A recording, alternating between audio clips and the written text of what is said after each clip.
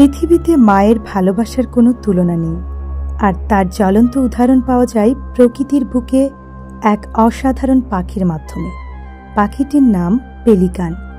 বাহ্যিকভাবে বিশাল ঠোঁট ও ডানার জন্য পরিচিত এই পাখি ভিতরে ধারণ করে অতুলনীয় মাতৃত্ব ও আত্মত্যাগের গল্প। পেলিকানরা সাধারণত মাছ খেয়ে জীবন ধারণ করে, কিন্তু যখন গভীর খাদ্য সংকট দেখা দেয়, খরা, পরিবেশ বিপর্যয় বা মাছের অভাবের কারণে, তখন মা পেলিকান এমন এক সিদ্ধান্ত নেয় যা শুনে চোখে জল আসে।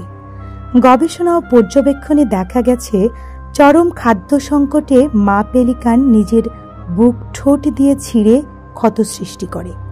সেই ক্ষতস্থান থেকে বের হওয়া রক্ত খেয়ে ছানারা বেঁচে থাকে আরও কিছুদিন। এভাবে নিজের প্রাণের বিনিময়ে সন্তানদের জীবন রক্ষা করে মা পেলিকান। এই ঘটনা শুধুই শারীরিক কষ্টের বিষয় নয়, এটি এক অপূর্ব আত্মত্যাগ ও ভালোবাসার নিদর্শন।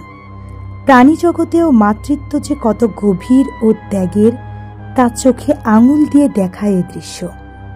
অনেক বিজ্ঞানী মনে করেন, এই ঘটনা সম্ভবত অতীতে প্রকৃত ঘটনার প্রতীকী ব্যাখ্যা হিসেবে এসেছে।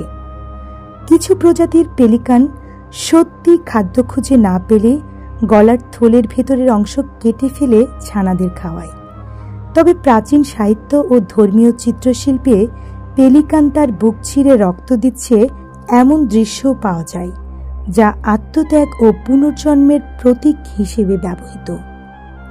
এই ঘটনা শুধু একটি পাখির জীবনচিত্র নয়, এটি একটি বার্তা। আজ যখন অনেকেই নিজেদের স্বার্থে পরিবার ও সমাজকে ভুলে যায়, তখন প্রকৃতির এই ছোট্ট পাখি আমাদের শেখায় নিঃস্বার্থ ভালোবাসা, ত্যাগ ও মমতার সর্বোচ্চ রূপ কাকে বলে। পেলিকান পাখির এই মাতৃত্বের গল্প নিঃসন্দেহে আমাদের হৃদয়ে গভীর রেখাপাত করে। প্রকৃতির বুকেও যে ভালোবাসা এমন নিঃস্বার্থ, এমন ব্যথাবোধে পূর্ণ হতে পারে, তা মনে করিয়ে দেয়। মা শব্দটি শুধুই মানুষ নয়, সমস্ত জীবের মধ্যেই এক অনন্য ও মহিমান্বিত সত্তা।